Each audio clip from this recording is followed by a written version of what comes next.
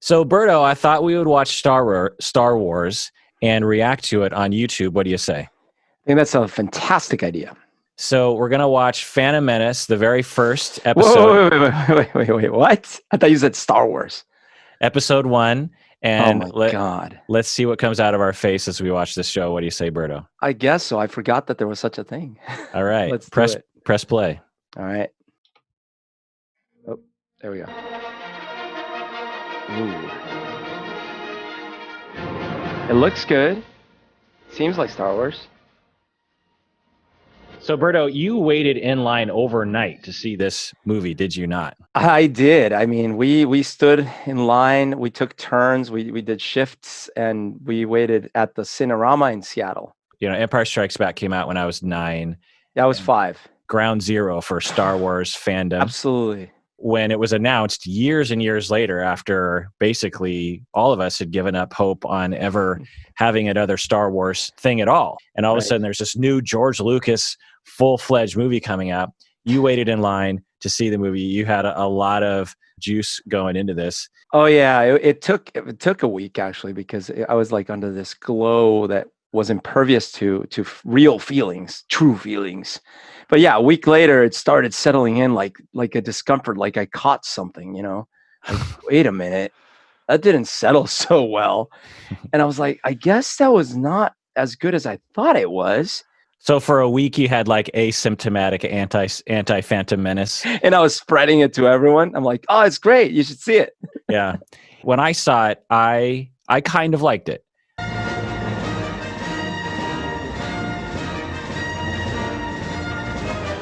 So right away, this is the panned turmoil has engulfed the Republic. Okay, it's not too bad. But the taxation of trade routes. Oof, I'm getting hot and bothered. Wow. I mean, it's like, tell me more. Okay, press play.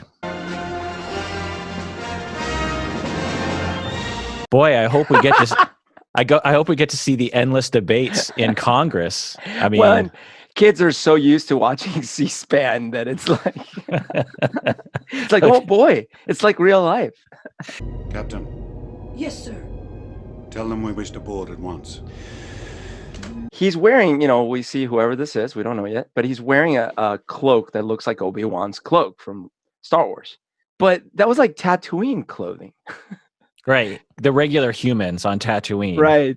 All dressed the same. They dressed like that. Yeah, they dressed with that sort of pseudo-Japanese garb with a robe. And Obi-Wan Kenobi in the mountains was trying to hide. That's why he had a hood. He was trying to blend in. But that became the Jedi outfit. Right. So why would Jedi Knights, who are supposed to be the beacons of hope and order in the galaxy, why would they wear a hood? Yeah. Now, right now, if anyone is still watching on YouTube, they either hate us because they're just like, get on with the movie. That's one reaction. Another reaction is, who are these yahoos? Yes. The third reaction is, oh my God, there's, I love this because I want to hack on this as much as they. Yes, or number 4 is, these guys need to get a life. So let's continue watching. All of the above. Ambassadors for the Supreme Chancellor wish to board immediately. Yes, of course. All right, press play. Press play. Hey, man, you should feel really happy. Like, right? Representation. Yeah. As an Asian person, I'm constantly ranting about representation for Asians, Asian Americans in particular, without accents in Hollywood movies. And here we have this Trade Federation person who's very uptight about taxation. Who around George Lucas would not say, I hear a Japanese accent in this guy. Maybe we should go for a different style here. For some reason, what they did so well in those first movies is like a lot of the aliens didn't speak English or French or anything. They spoke bleep bloops or wah, and it was fine. And you might have the subtitles. Sometimes you don't have any subtitles. You might have subtitles. And that give you that sense of like, yeah, this is another place. This is a totally different galaxy and stuff. Yeah.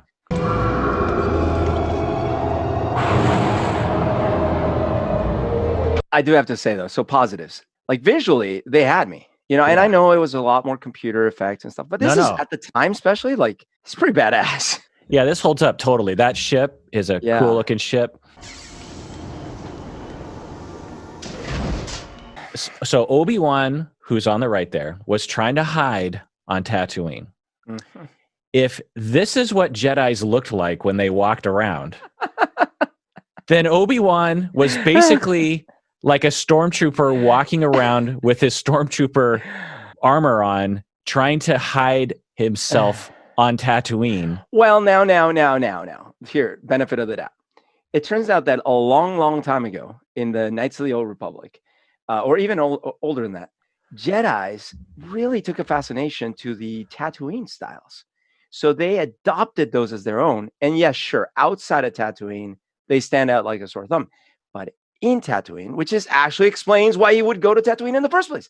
Oh, wait, no, Because you blend in. Because you blend in.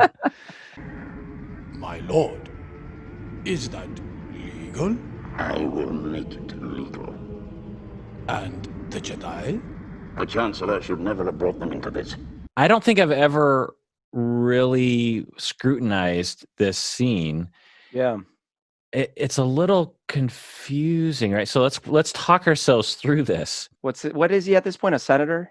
Yes, He's a senator of Naboo. Yeah. At this moment, as viewers, even having seen Return of the Jedi and Empire, we actually don't know what his role is right now. We obviously know that's the Emperor. We have the Trade Federation who are trying to separate from the Galactic Republic. Right.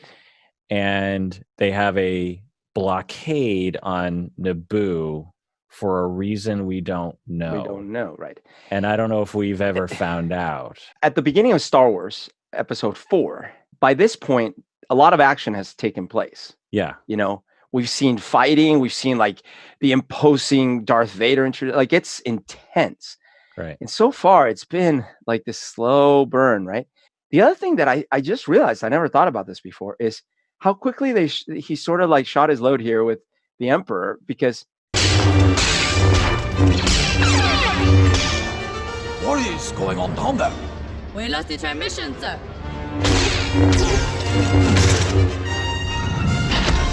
Have you ever encountered a Jedi Knight before? So aside from the pilot of the ship, or that guy in the lower left there having very slanty eyes, we'll look beyond that one. Yeah, you're right. Yeah, okay, this action's pretty good, especially for its time. Obviously, with the Matrix and other kinds of movies, Right. There was an advancement of fighting tactic. Was the Matrix after this movie? Yeah, that was after, because this was like 97 or something. For the time, that was pretty good action. In my head, that action sequence was pretty bad and pretty stilted. Well, I think there's a lot of stilted action coming up, but I hate when they do the thing where the tech in the prequels is more advanced than the tech in the sequels, unless there was a really good reason, like the Empire got devastated or something. So a simple thing is the holograms. In Star Wars, the holograms that you see are either R2's projecting it, or Darth has to go to the special room to see like the Emperors. Here, they're like just like in the middle of the hallway, a full body, perfectly looking hologram. I'm like, well, why don't you use that tech later? That's a better tech. I do wish they would have made the Jedis even more badass, in the sense that the smoke was halfway to their noses by the time they're like, oh, we better hold our breath. Like, I thought they could sense a little bit better than that. Like, yeah, I don't know. I don't feel you on that one. All right. I felt you on the other ones. But. Okay. That's cool. It's impossible! I don't know why his hands are not getting burned. That's the only thing. But... So pretty good. The story's moving now. We got bad guys. We got good guys. We have droids. And now we got some cool moves, too. Like, Obi-Wan was doing pretty cool moves there. A transmission from the planet. It's Queen Amidala herself. At last, we are... This has always been something that has bothered me. Why are there princesses when they have senators? Is it that kind of situation where you have like Queen Elizabeth, but you have the prime minister? Is that... Locally, they have royalty, but in the galactic representation, the royalty doesn't seem to count for much. You know what I mean? Yeah, but then she's only queen for a term. Oh. She's Queen Amidala for... Because there's another queen after her. And then it's just a title, I guess. Yeah. Beware, Viceroy. The Federation has gone too far this time. We would never do anything without the approval of the Senate. You assume too much. We will see. I'm sorry. Like, that dialogue is horrible. That little sequence is so boring. Yeah. Yeah, I kind of zoned out. I was like not even really paying attention. Because, like, if you think of the exchange between Darth Vader and Princess Leia, it's like, only you could be so... Like, there's so much expression. And I'm not blaming her. I'm blaming the script and the direction, right? Oh, yeah. But it's just like, think of like, and she's making, Princess Leia is super expressive with her face and like really angry. And then Darth Vader, and yet totally commanding. That's the other thing, right? Yeah. It's not like, oh, she's just a crazy woman. No, she's like, like telling him like it is. And then Darth Vader is like this super imposing yet soft spoken, like badass. And this is like so boring. Yeah. The Federation would not dare go that far. The Senate would revoke their trade franchise and they'd be finished. We must continue to rely on negotiation. Negotiation? We've lost all communications. And where are the Chancellor's ambassadors? This is a dangerous situation, Your Highness. Okay, pause. Our security volunteers will be no match. Okay, so there are so many different ways. I'm not a script writer. I don't write scripts, but I've seen enough movies to know that there are so many different ways to play this scene. Instead of static people just sitting in chairs talking, like a pan shot where someone says, they cut off communications. She's like, invasion. And that's all you have. Yeah. He actually ruined his own surprises twice in the last 20 minutes for no reason. Like, he showed us Palpatine as like the cloaked emperor dude talking to some dudes. Now he just showed us a dude that we had never seen before and immediately named him Palpatine by her. So now, there's Palpatine. Oh, so that's what the emperor looks like. But he's like obviously playing both sides. Like, why do it this way? I didn't even catch that. Right. So we knew from the original trilogy that it was Emperor Palpatine. Right. And she just called him Palpatine. Senator Palpatine or whatever.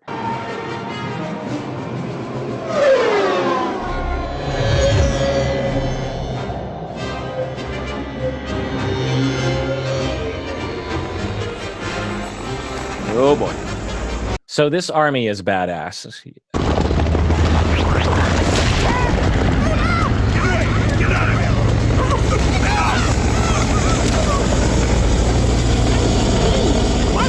This makes me believe the Jar Jar conspiracy.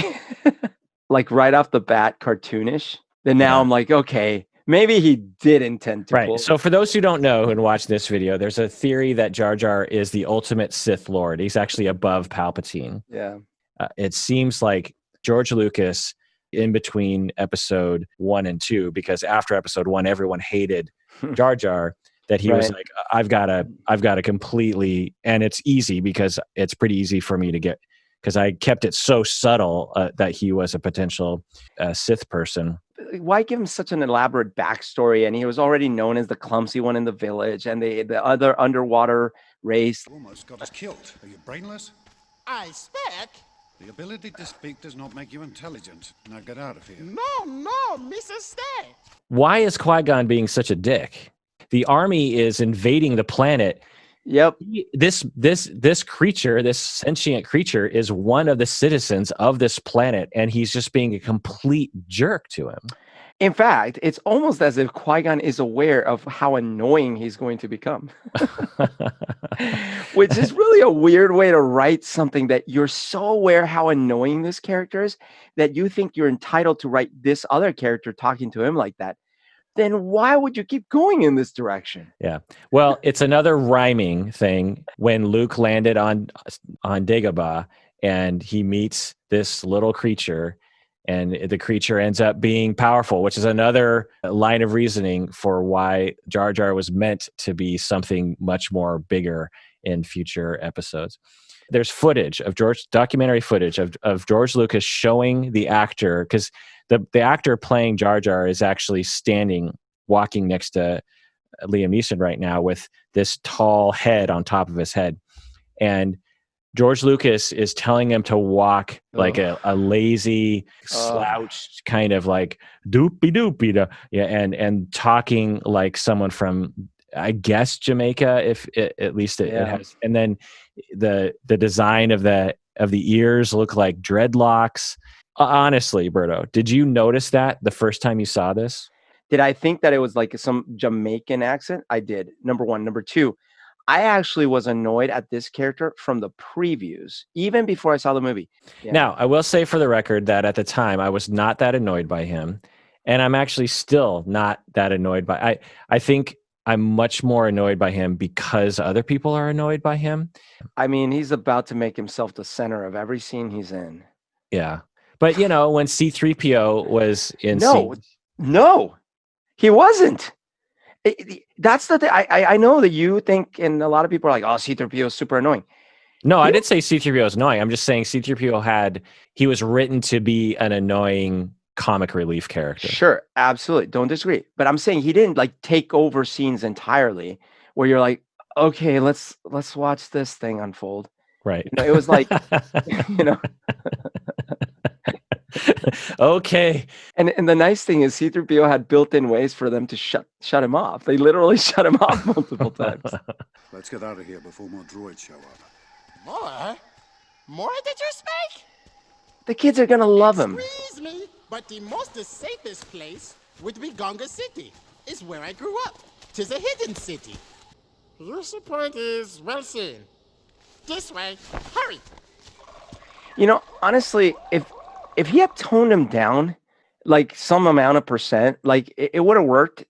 Forget the Sidious thing. Just like as a character with some comic relief and stuff like that. I just wish someone would have been like, I see where you're going with it. Keep the Jamaican accent, keep the design, fine. But we need to tone him down. Like less of him overall, less lines, and it'll be fine. Well, I'm guessing what you're feeling is he's not that annoying yet right now. The problem is that then it's so over the top. Like he didn't need to spin around with his stupid ears and stuff, you know, like that kind of stuff. But the accent too is just Misa, Busa, Pika. And I'm at the side. And that's the other thing. The voice. By the way, you're the best at that voice. Say, "Good morning, America. I am the President of the United States of America." Good morning, America. Misa, the President of the United States of America. Misa back. No, again, Jaja. You'sa going to the bosses. Yousa in big doo-doo this time. Yusa in big doo-doo this time. So we're to believe that in a galaxy far, far away, they have a slang for poop. A PG or a G slang? First off, they have a word for poop called doo-doo. Two, they have a slang phrase, "You're in deep shit." Yes. They have in this world, Yusa in big doo-doo. But again, it's that mentality of like the kids will love it. Yeah. Be rolling out of their seats, and no adults are going to watch this. So. Yeah. We could use a transporter. We shall give Yusa on the bongo. The speediest way to the Naboo is going through the planet core. Going through the planet core, directly through the planet, and it's all water, and that makes sense geologically. Now, I do like the reveal of, oh, okay, here he is using the Jedi mind trick. That's pretty cool. Well, so I think we're going to have to cut it off there. And when you join us next time, then we will continue our journey while we make fun of George Lucas. And everyone out there, may the Force be with you because you deserve it.